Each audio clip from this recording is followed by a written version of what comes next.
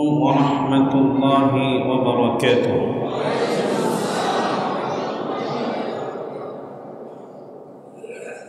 إن الحمد لله نحمده ونستعينه ونستغفره ونؤمن به ونتوكل عليه ونعوذ بالله من شرور أنفسنا ومن سيئات أعمالنا. من يهد الله فلا مضل له ومن يضلله فلا هادي له. ونشهد أن لا إله إلا الله وحده لا شريك له. ونشهد أن سيدنا ونبينا وحبيبنا ومولانا محمدا عبده ورسوله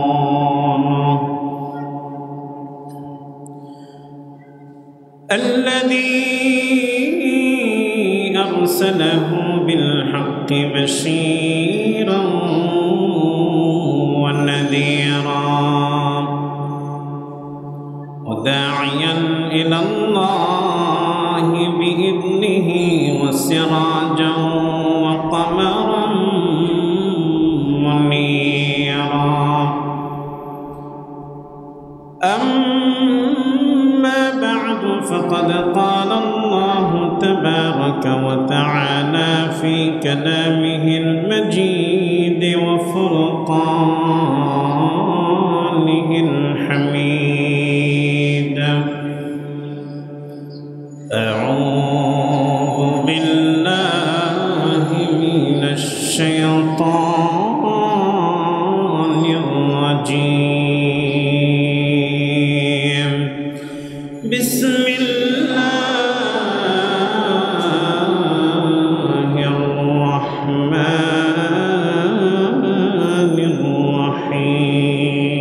الرحيم. إن الله وملائكته يصلون على النبي يا أيها الذين آمنوا صلوا عليه وسلموا تسليما. اللهم صل على محمد وعلى آل محمد كما صليت على إبراهيم وعلى آل إبراهيم إنك حميد مجيد.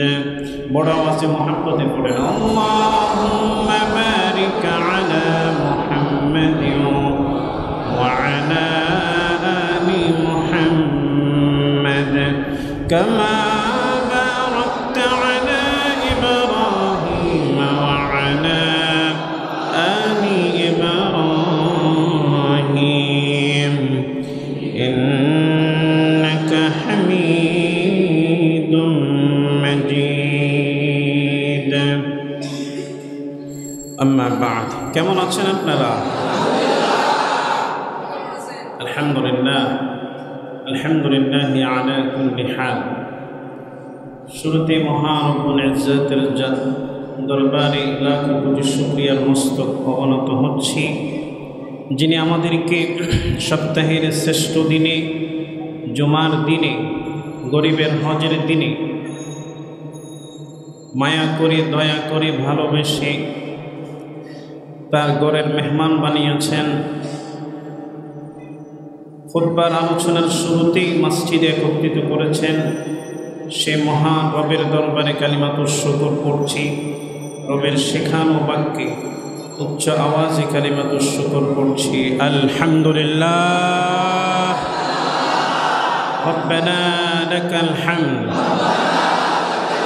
হামদান কাসীরান তাইয়্যিবান মুবারাকান ফীহি। প্রশংসা করলাম কার? সর্ব অবস্থায় প্রশংসা করব একজনের, তিনি কে? অসংখ্য অগণিত দরুদ সালাম প্রেরণ করছি প্রিয় নবী রাহমাতুল লিল আলামিন জনাবে মুহাম্মদুর রাসূলুল্লাহ সাল্লাল্লাহু আলাইহি ওয়াসাল্লামের প্রতি। সম্মানিত মসজিদের মুসল্লি ভাইয়েরা, আমরা সিরাতের আলোচনার এই অংশে রাসূলুল্লাহ সাল্লাল্লাহু আলাইহি ওয়াসাল্লামের মাদানী জীবন গত জুমায় আলোচনা শুরু করেছিলাম। আলোচনার শুরু এবং শেষ আপনাদের কি স্মরণ আছে? গত জুমায় যেখানে শেষ হয়েছে ইনশাআল্লাহ ধারাবাহিক যেহেতু আলোচনা, আপনাদের বোঝার সুবিধার্থে, জানার সুবিধার্থে, জ্ঞান অন্বেষণের সুবিধার্থে আমরা সেখান থেকেই শুরু করব ইনশাআল্লাহ। তো হিজরতের আলোচনা চলছিল। কিসের আলোচনা বলেন না? হিজরত। রাসূল সাল্লাল্লাহু আলাইহি ওয়াসাল্লাম নিজের জন্মভূমি ছেড়ে, মাতৃভূমি ছেড়ে, পিতৃভূমি ছেড়ে তিনি হিজরত করে প্রায় 500 কিলোমিটার দূরে একটি জায়গায় মদিনাতুল মুনাওয়ারায় অবস্থান করছেন। হিজরতের পুরো বর্ণনা আমরা আলোচনা করেছি। মদিনায় গিয়ে রাসূল সাল্লাল্লাহু আলাইহি ওয়াসাল্লাম কি কি কর্মসূচি হাতে নিয়েছেন। মদিনার মানুষ আল্লাহ রাসূল সাল্লাল্লাহু আলাইহি ওয়াসাল্লামকে সাদরে গ্রহণ করেছেন, অন্তরে জায়গা দিয়েছেন, অন্তরের অন্তঃস্থলে জায়গা দিয়েছেন, নিজেদের জীবন থেকেও বেশি রাসূলকে ভালোবেসে আগলে রেখেছেন। সুবহানাল্লাহ। এই অবস্থায় আল্লাহ রাসূল সাল্লাল্লাহু আলাইহি ওয়াসাল্লাম মদিনার যে সামাজিক প্রেক্ষাপট ছিল আমরা আলোচনা করেছি। মদিনাতে কারা কারা বসবাস করত, মদিনার আদি বাসিন্দা যারা ছিল, এর বাহিরেও ইহুদি খ্রিস্টান ছিল, এর বাহিরে মুনাফিকের একটা দল ছিল। সব মিলিয়ে মদিনার সামাজিক অবস্থার প্রেক্ষিত সামনে রেখে রাসূল করিম সাল্লাল্লাহু আলাইহি ওয়াসাল্লাম মদিনা নিয়ে স্বপ্ন দেখতে লাগলেন। সুবহানাল্লাহ। প্রথম কর্মসূচি হিসেবে আল্লাহ রাসূল 4টা কাজ হাতে নিয়েছেন। কয়টা কাজ? তো এই কাজটা আল্লাহ রাসূল সাল্লাল্লাহু আলাইহি ওয়াসাল্লাম নিজের জন্মভূমিতে করছেন না। উনি এখান থেকে 500-600 কিলোমিটার দূরে আরেকটা জায়গায় গিয়ে সেখানে এই ধরনের সমাজ সংস্কারের, সমাজ বিনির্মাণের, একটি সুন্দর কল্যাণ রাষ্ট্র বিনির্মাণের স্বপ্ন দেখছেন। এটি তো নিজের মাতৃভূমিতেও দেখতে পারতেন। কথা বলেন ঠিক কিনা? যদি তারা রাসূল সাল্লাল্লাহু আলাইহি ওয়াসাল্লামকে মূল্যায়ন করত, অন্তরে জায়গা দিত, রাসূলের উপর নির্যাতন নিষ্পেষণ না করত, জুলুম অত্যাচার না করত, তাহলে রাসূল তো এখান থেকে হিজরত করে যেতেন না। এই স্বপ্নটা মক্কাকে নিয়েও দেখতে পারতেন কি না? কিন্তু আল্লাহ রাসূল তো চলে গেলেন। এমনি এমনি গিয়েছেন, আনন্দে গিয়েছেন নাকি বেদনায় গিয়েছেন? হাজারো ব্যথা বেদনার পরে, শুনেন না আপনারা এই সঙ্গীত? ফিরে আসনি তুমি আপন ঘরে, দিনের আলো তুমি ছড়িয়ে দিতে, চলে গেলে মদিনায় মক্কা ছেড়ে হে রাসূল। বলেন না, সুন্দর হবে। হে রাসূল তোমাকে ভুলি আমি কেমন করে, হে রাসূল তোমাকে ভুলি আমি কেমন করে। হাজারো ব্যথা বেদনার পরে ফিরে আসনি তুমি আপন ঘরে, দিনের আলো তুমি ছড়িয়ে দিতে, চলে গেলে মদিনায় মক্কা ছেড়ে হে রাসূল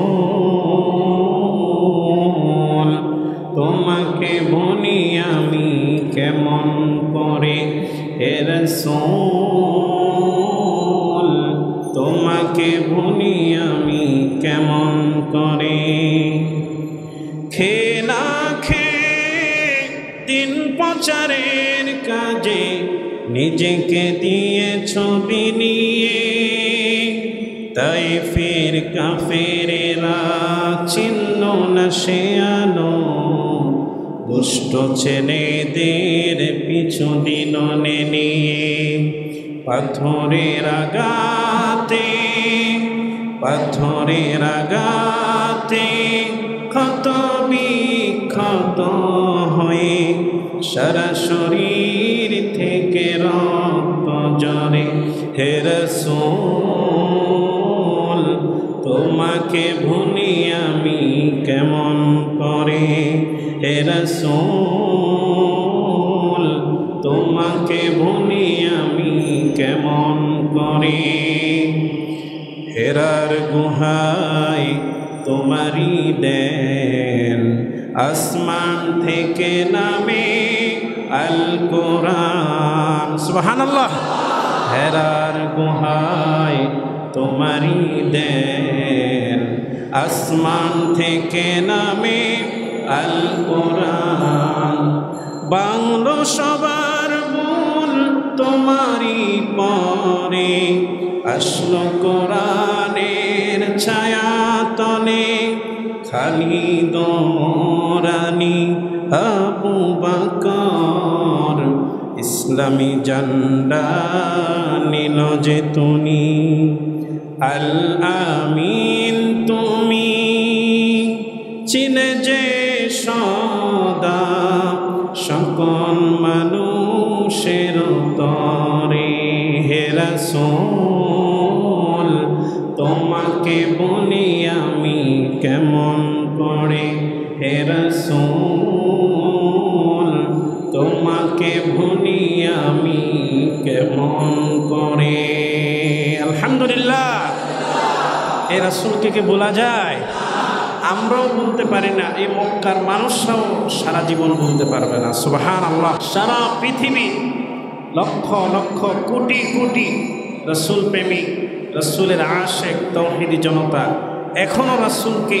এমনভাবে অন্তরে জায়গা দিয়েছে এমনভাবে রাসূলকে নিজের অন্তরের অন্তঃস্থলে জায়গা দিয়েছে রাসূলের সম্মান নিয়ে ইজ্জত নিয়ে যদি কেউ কটু কথা বলে নিজের জীবনটা বিলিয়ে দিতে প্রস্তুত ঠিক কিনা বলেন সারা পৃথিবীতে এখনো এরকম কোটি কোটি নওজোয়ান কোটি কোটি রাসূলের আশিক আছে সুবহানাল্লাহ তাহলে রাসূলকে মক্কা থেকে মদিনায় চলে যাওয়াতে যারা বাধ্য করেছেন তারাও রাসূলকে বলতে পারবে না সুবহানাল্লাহ তো আমরা আলোচনা করছিলাম মদিনার সমাজ সংস্কার নিয়ে রাসূলুল্লাহর এক নাম্বার কাজ ছিল মদিনাতে গিয়ে একটি মসজিদ প্রতিষ্ঠা করা সুবহানাল্লাহ সেই মসজিদের বর্তমান নাম কি মসজিদে নববী কি নাম বলেন না মসজিদে নববী অর্থাৎ নবীর মসজিদ সুবহানাল্লাহ এর থেকে সুন্দর নাম এর থেকে উত্তম নাম আর কি হতে পারে সুবহানাল্লাহ যে মসজিদে গেলে পৃথিবীর সকল ইমানদার মুসলমানদের কলিজাটা শীতল হয়ে যায় ঠান্ডা হয়ে যায় যত আক্রোশ যত গরম মাথার মানুষ থাকুক যত একেবারে সেন্সিটিভ কিছু মানুষ আছে কি নাই যাদের মাথা সবসময় কি থাকে হট থাকে গরম থাকে এই ধরনের মানুষও যদি যায় সেখানে মদিনার আবহাওয়া মদিনার মসজিদে নববীর পরিবেশ তার অন্তর শীতল করে দেয় সুবহানাল্লাহ এই মসজিদে নববীর রাসূল সাল্লাল্লাহু আলাইহি ওয়াসাল্লাম প্রতিষ্ঠা করেছেন তার অনেকগুলো কারণ আমরা আলোচনা করেছি এক নম্বর কারণ রাসূলুল্লাহ মদিনার সমাজকে মসজিদ ভিত্তিক একটি সমাজ ব্যবস্থা হিসেবে গড়ে তুলেছেন সুবহানাল্লাহ অর্থাৎ সমাজের সব কর্মজঙ্গ কাজকর্ম কি কেন্দ্রিক হবে জোরে বলুন কি কেন্দ্রিক মসজিদ কেন্দ্রিক হবে মসজিদের সাথে সম্পৃক্ত হবে রিলেটেড হবে এই সমাজ ব্যবস্থা তিনি বিনির্মাণ করেছিলেন মসজিদকে রাসূলুল্লাহ সাল্লাল্লাহু আলাইহি ওয়াসাল্লাম একটি পাঠশালা হিসাবেও তিনি এটাকে নির্মাণ করেছেন মসজিদ শুধু 5 ওয়াক্ত নামাজের জন্য নয় এই মসজিদে দ্বীনের তালিম, তরবিয়ত, দ্বীনি শিক্ষা, ইসলামকে জানার সব মাধ্যম আল্লাহ রাসূল এই মসজিদে নিহিত রেখেছিলেন। শুধু 5 ওয়াক্ত নামাজের মসজিদ না, যেমন এখনকার আমাদের মসজিদগুলো শুধু নামাজের মসজিদ হয়ে গেছে, ঠিক কিনা বলেন? আমরা উদাহরণ দিয়েছি অনেক, কথা ওইদিকে পিছনের কথা না বলি। 3 নম্বর কারণ হচ্ছে আহলে সুফফারা সেখানে থাকবেন। মদিনার মসজিদ নববীর যারা ছাত্র, যারা নিজের মাতৃভূমি ছেড়ে দিয়ে সব কিছু ছেড়ে মদিনায় চলে এসেছেন, থাকার জায়গা হয় নাই, তাদের থাকার জায়গা কোথায়? জোরে বলেন না, কোথায়? মসজিদ রাসূলুল্লাহর মসজিদ, মসজিদে নববী। এরপরে মসজিদ বিনির্মাণ করেছিলেন যে এই মসজিদ থেকেই তিনি একদিন এই সমাজকে পরিচালনা করবেন, রাষ্ট্রকে পরিচালনা করবেন। এবং সর্বশেষ যে কারণ, এই মসজিদ থেকেই রাসূলুল্লাহ বলেন সাল্লাল্লাহু আলাইহি ওয়াসাল্লাম, যতটা যুদ্ধ রাসূলের জীবদ্দশায় হয়েছে প্রত্যেকটা যুদ্ধের সেনাপতির হাতে এই মসজিদ থেকেই উনি কালিমার ঝান্ডা পতাকা তুলে দিয়েছেন। সুবহানাল্লাহ। অর্থাৎ রাষ্ট্র পরিচালনার কেন্দ্রবিন্দু হবে কি? জোরে বলো না, কি? আমাদের সমাজ ব্যবস্থা কি এমন আছে? এখন রাষ্ট্র একদিকে, মসজিদ ধর্ম এটা আরেকদিকে। এটা চক্রান্ত করে সুকৌশলে রাষ্ট্রকে এবং ধর্মকে আলাদা করে দেওয়া হয়েছে। খোদার কসম, ইসলাম এমন কোনো ধর্ম নয় যে রাষ্ট্র আলাদা, ধর্ম আলাদা। এমন কোনো ধর্মের নাম ইসলাম নয়। সেটা হয়তো খ্রিস্টান ধর্ম হইতে পারে, সেটা হয়তো ইহুদিদের ধর্ম হইতে পারে, সেটা হয়তো হিন্দু, বৌদ্ধ, শিখ, অন্য অন্য ধর্মীয় গোত্র যারা আছে তাদের ধর্ম হইতে পারে। খোদার কসম করে বলি, ইসলাম এমন কোনো ধর্ম নয় যে দিন ধর্ম আলাদা, রাষ্ট্র আলাদা। ইসলাম এমন একটা জীবন ব্যবস্থা, ধর্ম যেখানে রাষ্ট্র সেখানে, ধর্ম এবং রাষ্ট্র একাকার। ধর্ম ছাড়া রাষ্ট্র নেই, রাষ্ট্র ছাড়া ধর্ম নাই। সুবহানাল্লাহ। এটার নাম ইসলাম। এখন সুকৌশলে কিছু মানুষ ধর্মকে আলাদা করে দিয়েছে, রাষ্ট্রকে আলাদা করে দিয়েছে। কিন্তু এই ধর্ম থেকে রাষ্ট্রকে, ইসলাম থেকে রাষ্ট্রকে আলাদা করার কারণে লাভ হয়েছে না ক্ষতি হয়েছে? আমাদের শান্তি কোথাও আছে ভাই?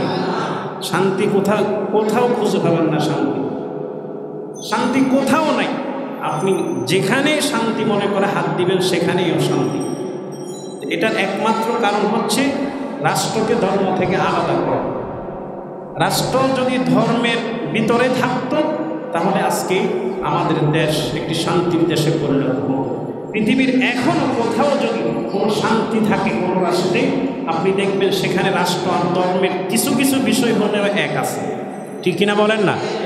এই আরব কান্ট্রিগুলো অন্য দিক না বললাম, বিচার ব্যবস্থা, তাদের আইন কেমন বলেন তো? আমাদের দেশ থেকে ভালো কি ভালো না? কথা বলেন, ভালো কি না? কিছু কিছু বিষয় ধর্ম থেকে রাষ্ট্রের সাথে অ্যাটাচড করার কারণে আজকে তারা কিছু জায়গায় শান্তিতে আছে, আলহামদুলিল্লাহ বলেন, কিছু জায়গায়। আর যেখানে ধর্ম এবং রাষ্ট্র একই সুতি গাঁথের গাঁথা, একই সুতোয় গাঁথা, একই দড়িতে বাঁধা, সেখানে শান্তির কোনো শেষ নাই। সুবহানাল্লাহ। এটার দৃষ্টান্ত হয়তো এখন পৃথিবীতে নাই। কিছু আংশিক দৃষ্টান্ত আমি আরব রাষ্ট্রগুলোকে দিয়ে দিলাম।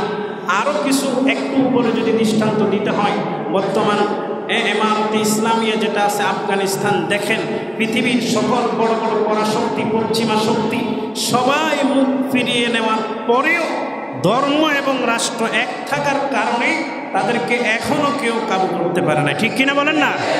তারা এখনও মাথা উঁচু করে আছে। ইনশাআল্লাহ তারা ধর্ম এবং রাষ্ট্রকে যেভাবে এক করেছে সেই নীতিতে যদি অটল যদি থাকতে পারে, ইনশাআল্লাহ পৃথিবীর কোনো পরাশক্তি নাই যে তাদের সামনে দাঁড়াবে একদিন, ঠিক কিনা বলেন না? তারা কারো কাছে মাথা নত করবে, কারো সাহায্যের প্রয়োজন নেই, পৃথিবীর কারো সাহায্যের প্রয়োজন নেই যদি ধর্ম আর রাষ্ট্র এক থাকে। একটা রাষ্ট্র সুন্দর সুখী রাষ্ট্রের বিনির্মাণে এই বিষয়টা খুবই জরুরি। আসলে আমাদের যারা রাষ্ট্র নিয়ে চিন্তা করে তাদের মাথায় এটা আল্লাহ তাআলা কবে ঢুকাবেন, কবে যে আমরা এমন একটা রাষ্ট্র পাব যেখানে ধর্ম আর রাষ্ট্র এক হবে, যেখানে মসজিদ কেন্দ্রিক রাষ্ট্র পরিচালনা হবে, যেখানে সমাজ পরিচালনা হবে মসজিদ থেকে, যেখানে সমাজের নেতা যে মসজিদেরও নেতা সে, ঠিক কিনা বলেন না? আজকে মসজিদের নেতা একজন, সমাজের নেতা আরেকজন।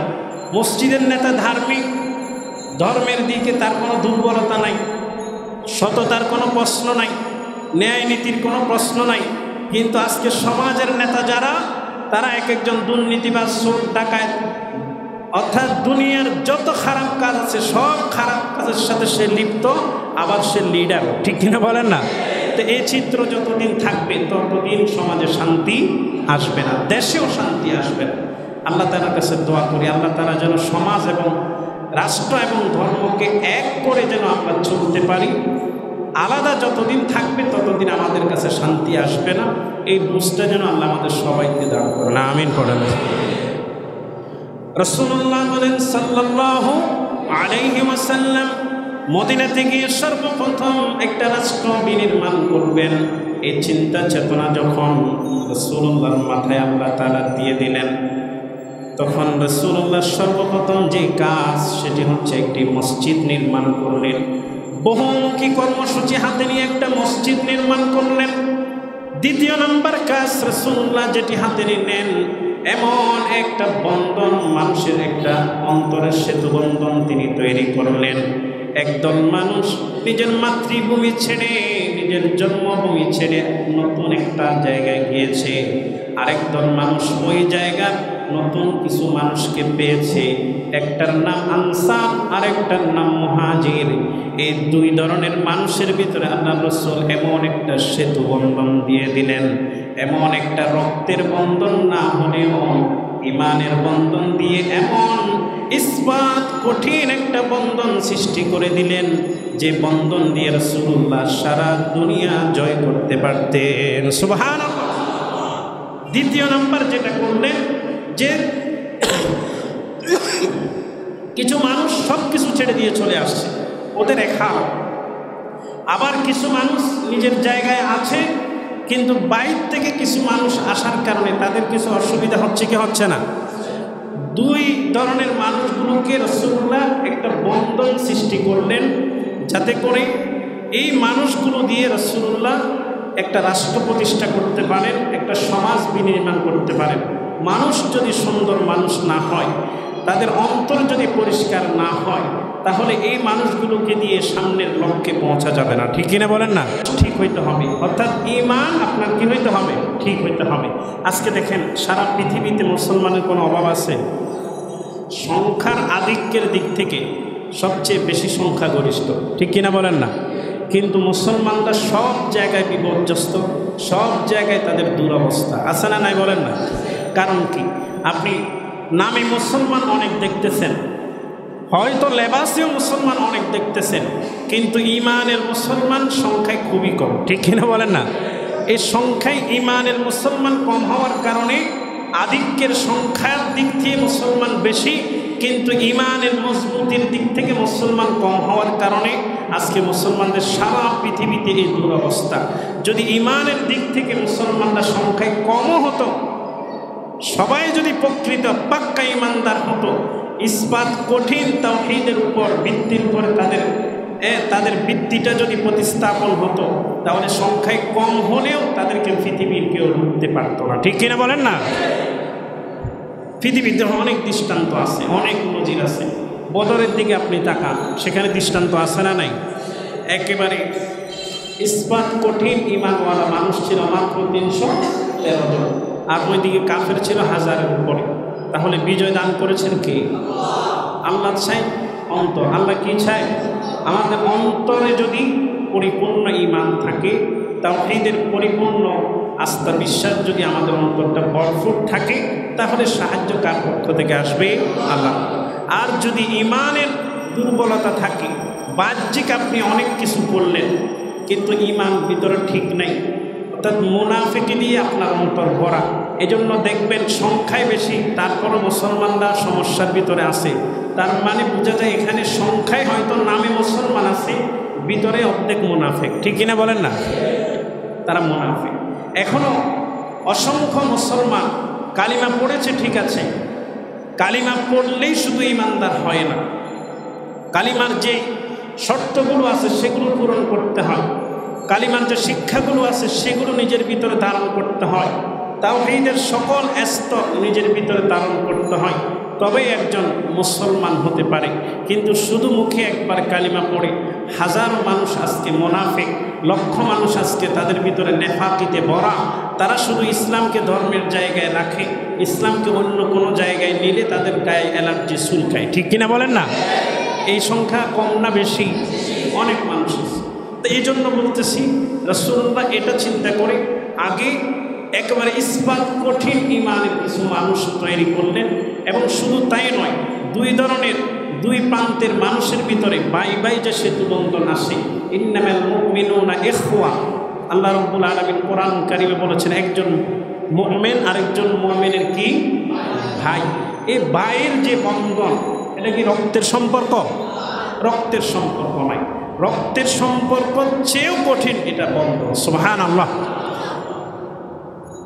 এমন বন্ধন আল্লাহ তাআলা দিলেন রাসূলুল্লাহ সাল্লাল্লাহু আলাইহি ওয়াসাল্লামের মাধ্যমে আনসার এবং মুহাজিরদের মধ্যে এমন বন্ধন আল্লাহ তাআলা কায়েম করে দিলেন যে বন্ধন ছিন্ন করার দ্বিতীয় আর কোনো শক্তি ছিল না। বাঁচবে মরবে একসাথে দুই ভাই, নিজের রক্তের ভাইয়ের চেয়েও মুহাজির ভাইকে অন্তরে বেশি জায়গা দিয়েছেন।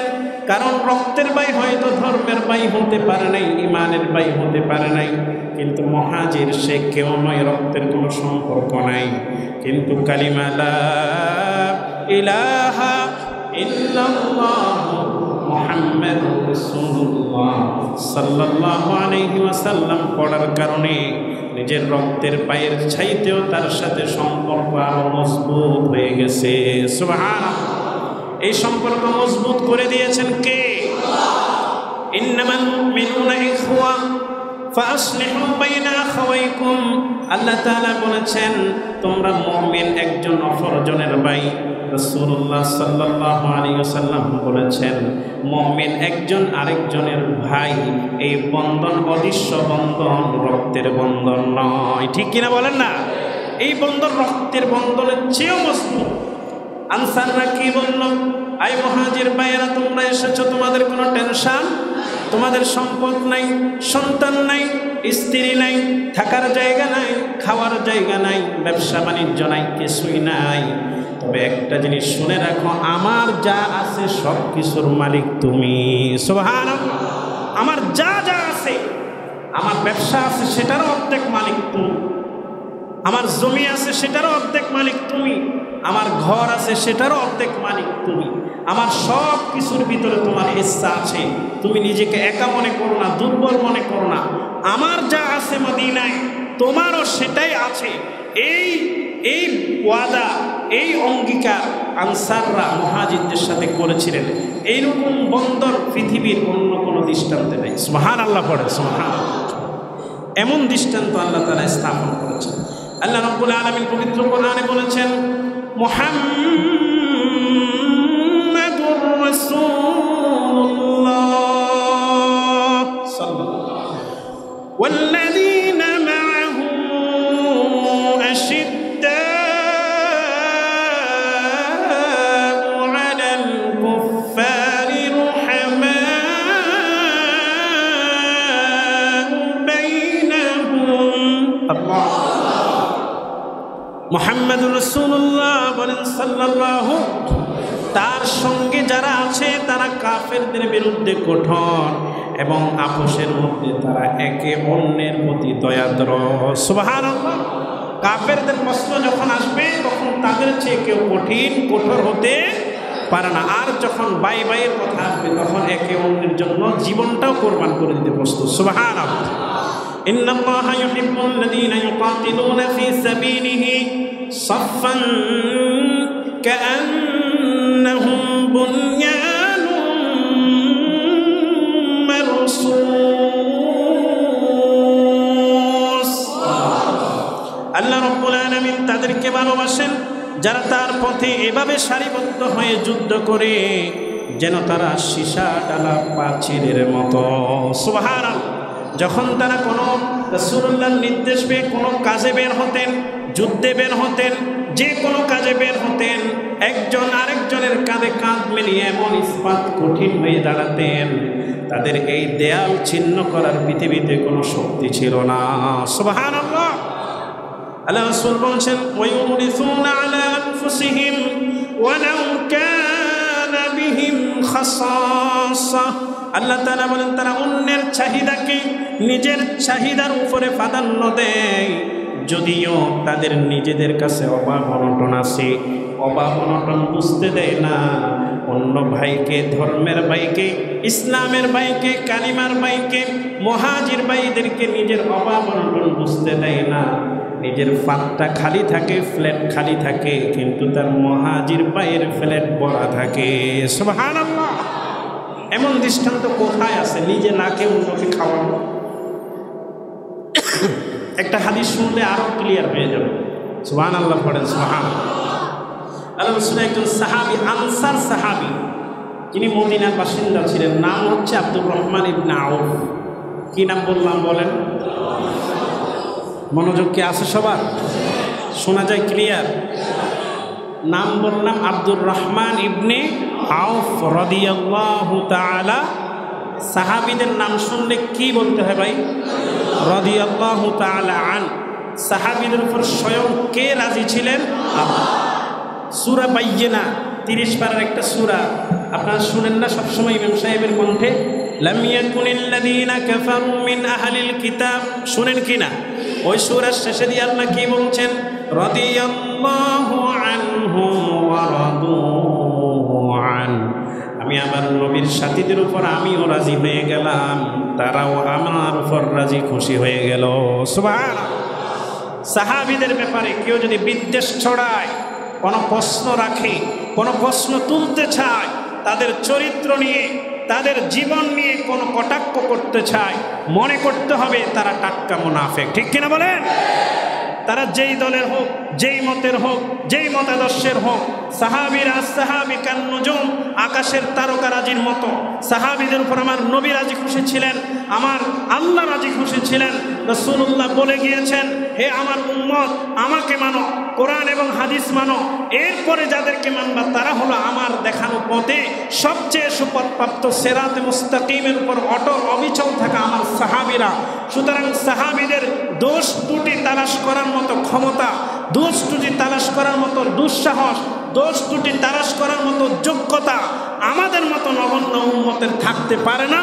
এজন্য সাহাবীদেরকে নিয়ে যদি কেউ বিদ্বেষ ছড়ায়, খোদার কসম রাসূলের বাণী অনুযায়ী সে মুনাফিক। ঠিক কিনা বলেন? সে যে দলের হোক, কোন দলের দেখার বিষয় এখানে নাই।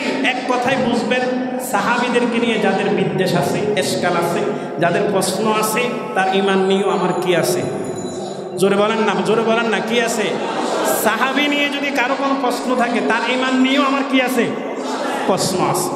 আনসার সাহাবী আব্দুর রহমান ইবনে আউফ রাদিয়াল্লাহু তাআলা, তিনি হচ্ছেন আনসার সাহাবী। এই আনসারী সাহাবী রাসূলুল্লাহ সাল্লাল্লাহু আলাইহি ওয়াসাল্লাম, এই আনসার সাহাবীর একটা হাদিস আবু দাউদের ভিতরে এসেছে, ক্লিয়ার হাদিস। শুনলে বুঝতে পারবেন তারা কতটা মায়া দয়া দিয়ে, কতটা আন্তরিকতার সাথে অন্তর থেকে মুহাজিরদেরকে গ্রহণ করেছেন। সুবহানাল্লাহ।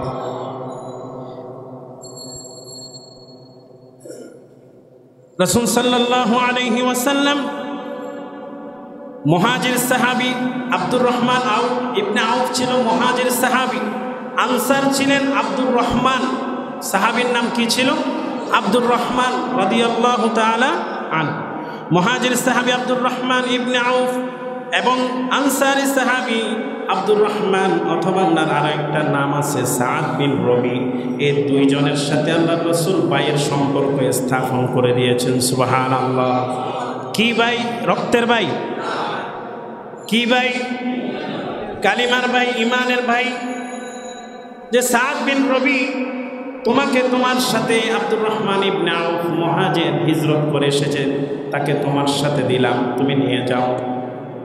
এভাবে করে রাসূল সাল্লাল্লাহু আলাইহি ওয়াসাল্লাম এক একজন সাহাবীকে এক একজন সাহাবীর সাথে দিয়ে দিলেন। তারা বাড়িতে নিয়ে গেল। তাদের জীবনের সব কিছুর সাথে তাদেরকে ভাগ দিয়ে দিল, শেয়ার করে দিল। তাদের ব্যবসা বাণিজ্য, টাকা পয়সা, জমি জমা যা ছিল সব কিছুর সাথে শেয়ার করে দিল। তার তেমন একটা ঘটনা হচ্ছে আব্দুর রহমান ইবনে আউফ সাদ বিন রবিয়ার বাগে পড়ছে। সাদ বিন রবিয়া রাদিয়াল্লাহু তাআলা আনহু বলেন, আব্দুর রহমান ইবনে আউফকে গড়ে নিয়ে গেলেন। এরপর তাকে সম্বোধন করে যে বাক্যগুলো বলেছিলেন ইতিহাসের স্বর্ণাক্ষরে সেগুলো লেখা আছে, সুবহানাল্লাহ। তিনি বলেন, উকাসিমুকা মালি ওয়া আনসিলু লাকা আন ইহদা ইমরাআতি।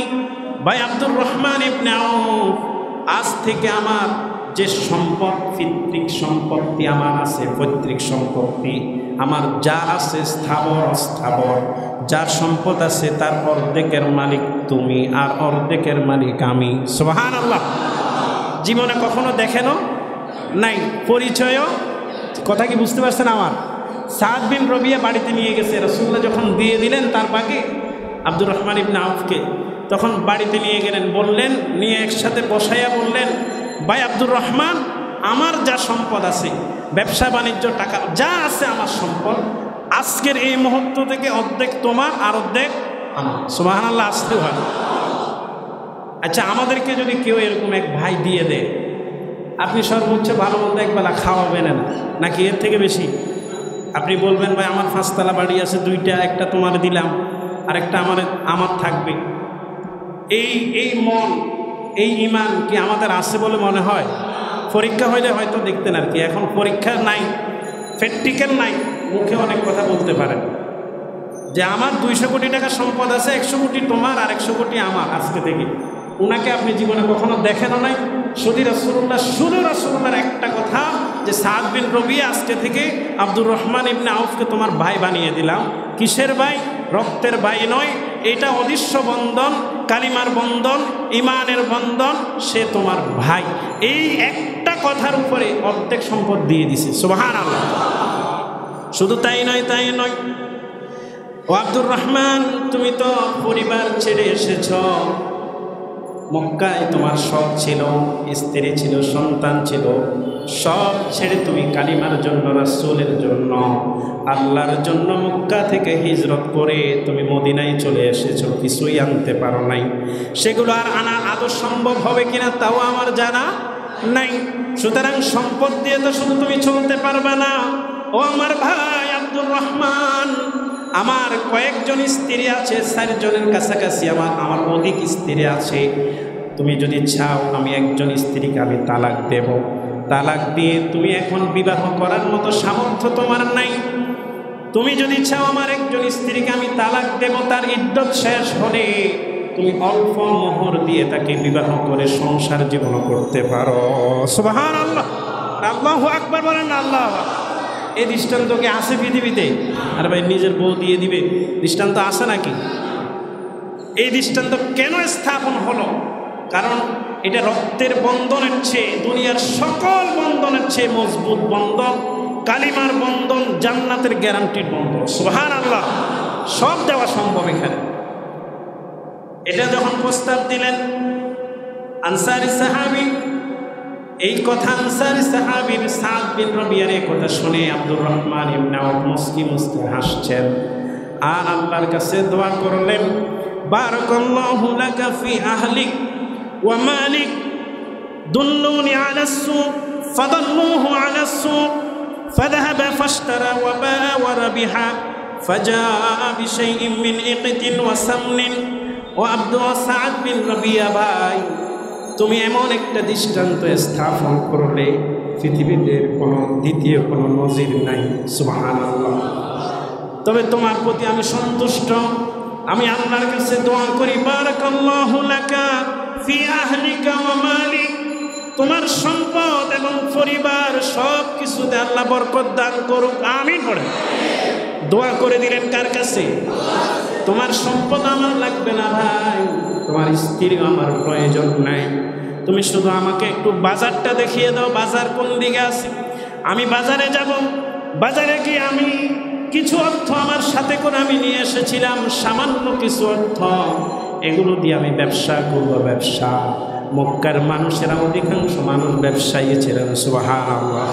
বলে আমার একটু বাজারটা দেখাই দাও ভাই, তুমি যে দৃষ্টান্ত স্থাপন করেছো আমার কলিজাটা বড় হয়ে গেছে, ভরে গেছে। তবে তোমার সম্পদের প্রতি আল্লাহর অসংখ্য রহমত নাজিল হোক, তোমার পরিবারকে আল্লাহ বরকতে ভরপুর করে দেয়, তোমার পরিবার সম্পদ আমার প্রয়োজন হবে না, আমার বাজারটা একটু দেখাই দাও আমারে, আমি সেখানে যাই, সেখানে গিয়ে ব্যবসা করি, ব্যবসা করে করে করে করে আস্তে আস্তে আমার জীবিকা আমি নির্বাহ করতে পারবো। আব্দুর রহমান ইবনে আউফের কথা শুনে সাদ বিন রবিয়া বললেন, ভাই বাজারে এদিকে আছে, তুমি যাও। সাদ বিন রবিয়ার দেখানো পথে আব্দুর রহমান ইবনে আউফ গিয়ে ব্যবসা বাণিজ্য করে আস্তে আস্তে একদিন, 2 দিন, 5 দিন, 1 মাস, 2 মাস এভাবে করে করে তিনি মদিনাতে সেটেল হয়ে গেছেন। সুবহানাল্লাহ। ব্যবসায় বরকত দিয়েছেন কে? জোরে বলেন না কে? দিন দিন তার ব্যবসা উন্নতি হতে লাগলো। নিজ হাতের উপার্জনের মাধ্যমে তিনি আস্তে আস্তে সচ্ছল হয়ে ওঠেন। মুসনাদে আহমদে সহিহ বর্ণনায় হাদিসটি এসেছে। বলেন দুনিয়াতে আর কোনো দৃষ্টান্ত নজির এমন আছে কিনা যারা কালিমার ইমানের ভাইয়ের জন্য নিজের সম্পত্তি, নিজের পরিবারকে ভাগ করে দিতে আসে নাকি? না, কোনো দৃষ্টান্ত পাবেন না।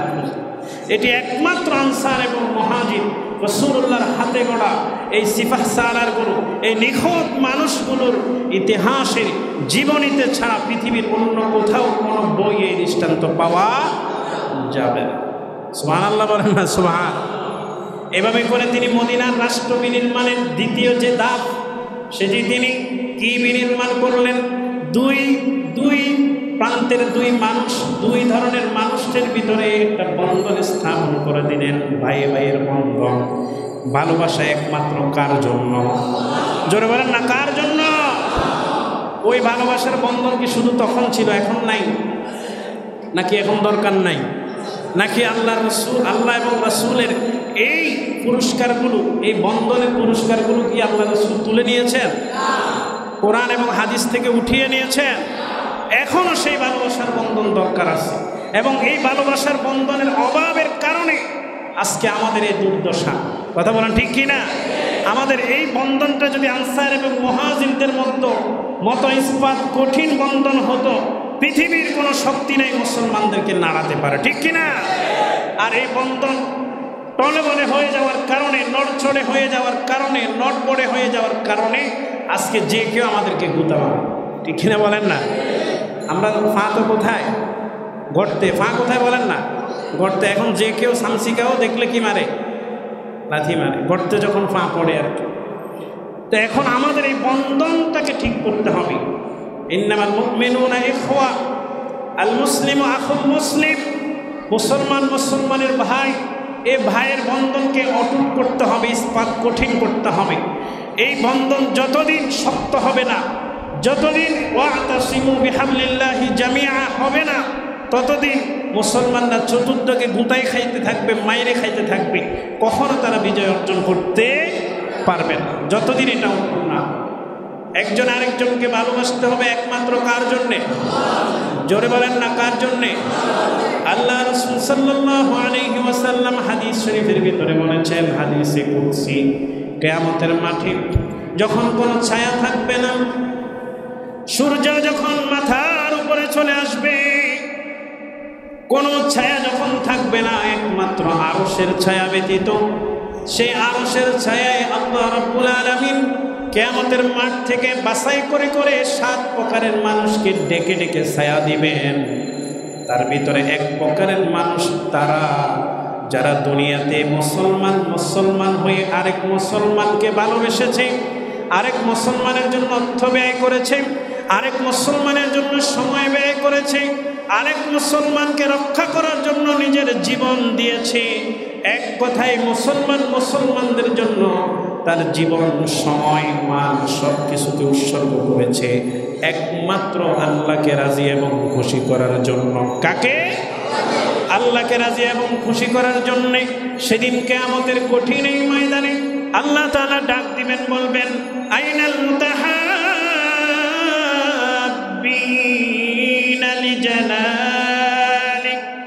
ও দুনিয়ার ভালোবাসার মানুষগুলো, যারা একে অপরকে ভালোবেসেছিলে একমাত্র আমাকে রাজি খুশি করার জন্য, তারা কোথায়? যারা আমাকে সন্তুষ্ট করার জন্য দুনিয়াতে ভালোবেসেছিলে, দুনিয়ার এক প্রান্ত থেকে আরেক প্রান্তে চলে গিয়েছ তোমার ইমানদার মুসলমান ভাইকে রক্ষা করার জন্য। দুনিয়ার এক প্রান্ত থেকে আরেক প্রান্তে চলে গিয়েছ তোমার মুসলমান ভাইয়ের ইজ্জত সম্মান রক্ষা করার জন্য। নিজের প্লেটে খানা ছিল না, তুমি তোমার মুসলমান ভাইয়ের প্লেটে খানা দিয়েছ একমাত্র তোমার আল্লাহকে রাজি এবং খুশি করার জন্য। নিজের সময় নেই, শত ব্যস্ততার মাঝেও মুসলমান ভাইয়ের প্রয়োজনে দৌড়ে গিয়েছ একমাত্র আমাকে রাজি খুশি করার জন্য। আইনাল মুতাহাব্বিন, ওই ভালোবাসার মানুষগুলো আজকে কোথায়? তাদেরকে ডাকবে, ডেকে আল্লাহ তাআলা তার আরশের নিচে ছায়াতে তাদেরকে বসাবে। সুবহানাল্লাহ, আল্লাহু আকবার, আল্লাহু আকবার। একমাত্র কাকে রাজি খুশি করার জন্য?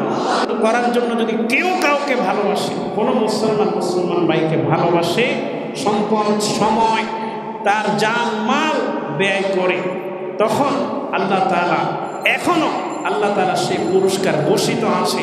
আল্লাহ তাআলা কিয়ামতের মাঠে যখন কোনো ছায়া থাকবে না, মাথা গোজার ঠাঁই থাকবে না, এই মহাব্বতের ভালোবাসার মানুষগুলোকে আল্লাহ সেখানে জায়গা দিবেন। সুবহানাল্লাহ। তো এই বন্ধন যতদিন আমাদের অটুট ইস্পাত কঠিন হবে না, ততদিন মুসলমানরা বিজয়ের মুখ দেখবে না। এই বন্ধন আমাদের শক্ত হোক, আমরা চাই কি চাই না ভাই? আর জোর বলেন না, চাই কি চাই না? মুসলমানদের এই বন্ধন অটুট হোক, আমরা কে কে চাই? হাত তুলেন। সারা দেশের চিন্তা বাদ দেন, বলেন আল্লাহ। আমরা যারা এখানে আসি, একে অপর সাথে আমাদের ঈমানের যে সম্পর্ক, এই সম্পর্ককে তুমি কবুল করো, শক্ত করো, আমিন। আমরা ঠিক থাকি না, দেশ নিয়ে পরে চিন্তা হবে। আমরা সমাজে যারা আসি, এই সমাজে যারা বসবাস করি, এই মসজিদে যারা আসি, এই মসজিদে যারা নামাজ পড়ি, সপ্তাহে হলেও যাদের সাথে আমাদের দেখা হয়, এই মানুষগুলোর সাথে আমাদের সম্পর্কের হৃদ্যতার দরকার আছে না নাই? একটু অসুস্থ হলে খোঁজ খবর নেওয়া, কোনো অসুবিধায় পড়লে তাকে সহায়তার চেষ্টা করা, এই চিন্তাভাবনা নিয়ে আলহামদুলিল্লাহ আমাদের সমাজে কয়েকটা সংগঠন আমি দেখতে পাচ্ছি। একটা আমরা দেখেছি ইনসাফ ফাউন্ডেশন, আলহামদুলিল্লাহ, আলহামদুলিল্লাহ। তারা এই একটা চিন্তাভাবনা নিয়ে কিছু যুবক, 50-60 জনের কিছু যুবক একটা কাফেলা হয়েছে। তারা প্রতিজ্ঞাবদ্ধ হয়েছে, এই সমাজে কোনো অসহায় যদি সমস্যায় পড়ে, সাহায্যের দরকার হয়, আমরা তাকে সাহায্য করি। সুবহানাল্লাহ। এই যে কয়েকদিন আগে কি গেল, বন্যা গেল, প্রায় 2.5-3 লক্ষ টাকার সাহায্য তারা সেখানে নিয়ে গেছে, আলহামদুলিল্লাহ। এর বাহিরে আরও কিছু যুবকরা এই সমাজ নিয়ে চিন্তা করতেছে। বৈষম্য বিরোধী আকমল আলী রোড বৈষম্য বিরোধী ছাত্র জনতা নামে তারাও এই সমাজকে সুন্দর করার জন্য চিন্তা করছে। আমি আমার সমাজকে নিয়ে চিন্তা করি, দেশ নিয়ে পরে চিন্তা হবে। কি বলেন, ঠিক কিনা বলেন না? আমরা যদি ঠিক হয়ে যাই, এভাবে করে এক একটা সমাজ যদি সুন্দর হয়ে যায়, ঠিক হয়ে যায়, দেশ অটো এমনিতে ঠিক হয়ে যাবে। ঠিক কিনা বলেন না? তারাও এই ধরনের চিন্তাভাবনা নিয়ে পরামর্শ আমার সাথে হয়েছে। এই ধরনের চিন্তাভাবনা নিয়ে তারা এগোচ্ছে, সমাজকে কীভাবে সুন্দর করা যায়। এই সমাজে দুর্নীতি রাহাজানিয়ে ভরা ছিল, ঠিক কিনা বলেন না? সাদাবাদিতে ভরা ছিল, ঠিক কিনা বলেন না?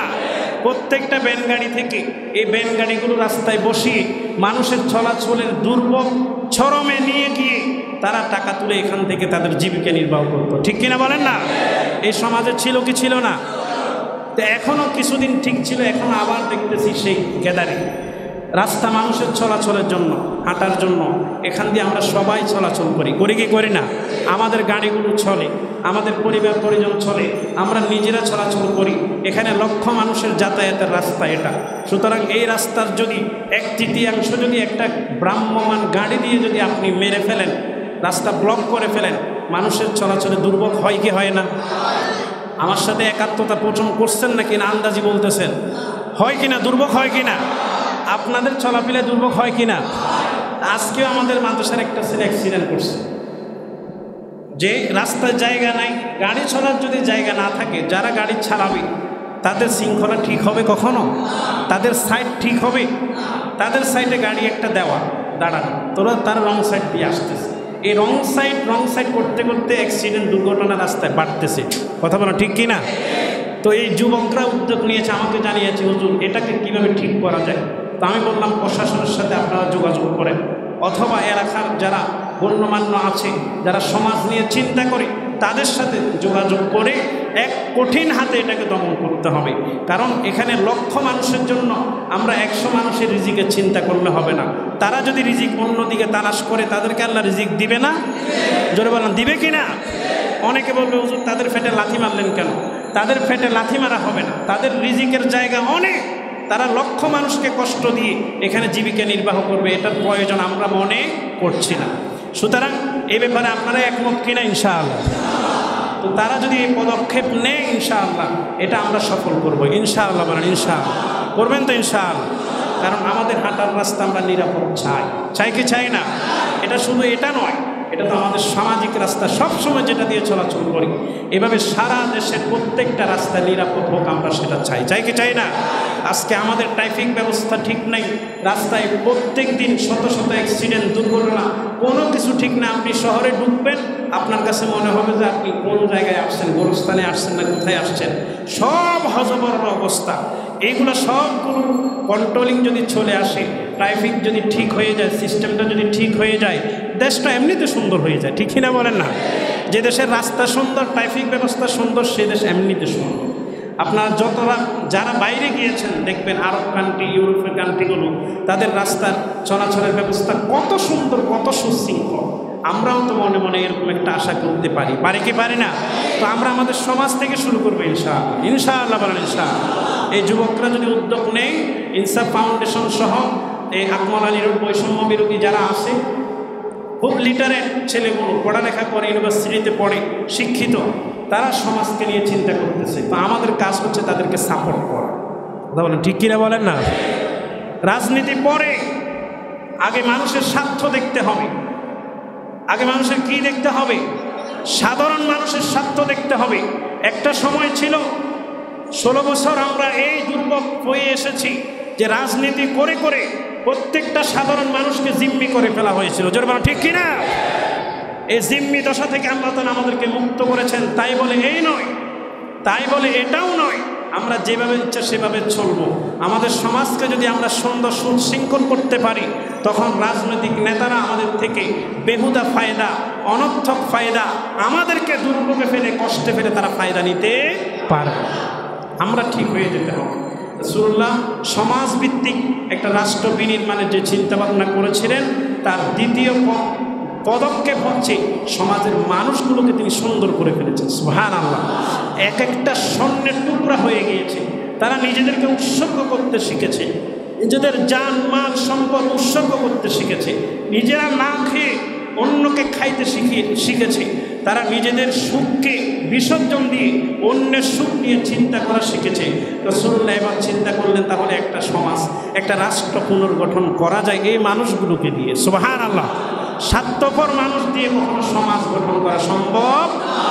শুধু যারা নিজের চিন্তা করে তাদেরকে দিয়ে সমাজ, দেশ, কোনো কিছু গঠন করা সম্ভব নয়। যারা নিজের চিন্তা না করে অন্যের চিন্তা করে, এই মন মানসিকতার মানুষগুলো দিয়ে সমাজ যেভাবে নির্মাণ করা সম্ভব, রাষ্ট্র ঠিক একইভাবে নির্মাণ করা সম্ভব। ঠিক কিনা বলেন?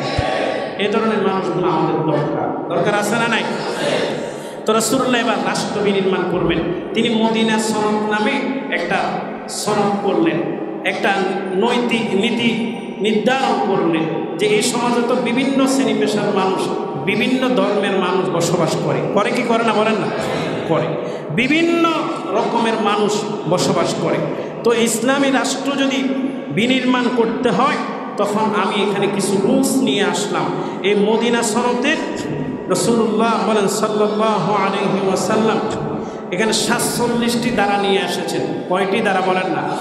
47টি ধারার মাধ্যমে তিনি এই সমাজকে কিভাবে সুন্দর করা যায়, সুশৃঙ্খল করা যায়, এই চিন্তাভাবনা এখানে ফুটিয়ে তুলেছেন। এটার নাম ছিল কি সনদ বলেন? জোরে বলেন না, কি সনদ? মদিনা সনদ। মদিনা সনদ। তো এই মদিনা সনদের কথা তো আমরা অনেক শুনছি। কি বলেন, শোনেন না আপনারা? অনেকের বক্তব্যে শুনছেন আমি দেশ চালাবো মদিনা সনদ দিয়া। কিরে ভাই, মদিনা সনদ দিয়ে দেশ চালাবে এরকম অনেকে বক্তব্য দিছিল না? দিয়েছে কি দেয় নাই? তা আসলে কি মদিনা সনদ দিয়ে দেশ চালিয়েছে? তো নিজের বাপদাদার সনদ দিয়ে দেশ চালাইছে, কিন্তু নাম বিক্রি করছে কার? মদিনা সনদের।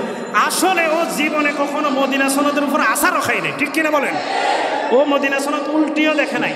কিন্তু ধর্ম নিয়ে রাজনীতি কাকে বলে? এটাকে বলে ধর্ম নিয়ে রাজনীতি। আপনি ধর্ম নিয়ে রাজনীতির অপব্যাখ্যা করছেন কেন? ধর্মের মানুষ যারা ধর্মকর্ম পালন করে আপনি মনে করছেন তারা রাজনীতি করতে পারবেন না, এই ব্যাখ্যা ভুল।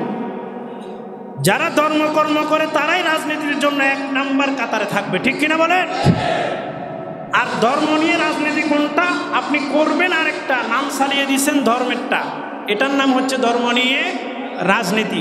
দেশ চালাবে বাপ দাদার সনদ দিয়া, কিন্তু নাম বিক্রি করছে মদিনা সনদের, এটার নাম ধর্ম ব্যবসা, ঠিক কিনা বলেন? আর যখন ভোট আসে, ভোটের আগে এর আগে মাথায় পট্টিও নাই, হাতে তসবিও নাই, নামাজ কালামের খবর নাই। ভোট যখন আসে মাথায় টুপি, মাথায় পট্টি, হাতে তসবি, সবাইকে দেখলে হিন্দু মুসলমান সবাইকে আসসালামু আলাইকুম, আসে না নাই বলেন না? এটার নাম কি? এটার নাম ধর্ম নিয়ে কি করা? রাজনীতি করা।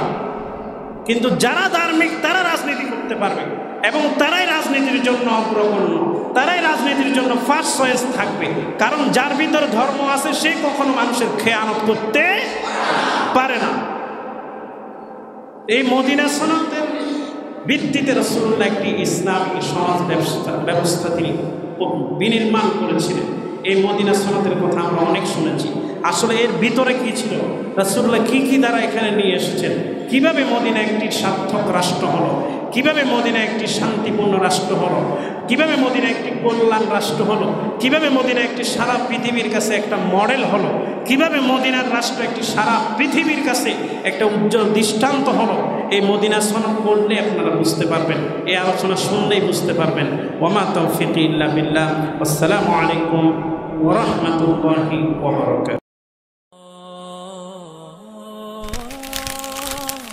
আইসিল মিডিয়া, সত্য ও দিন প্রচারের লক্ষ্যে।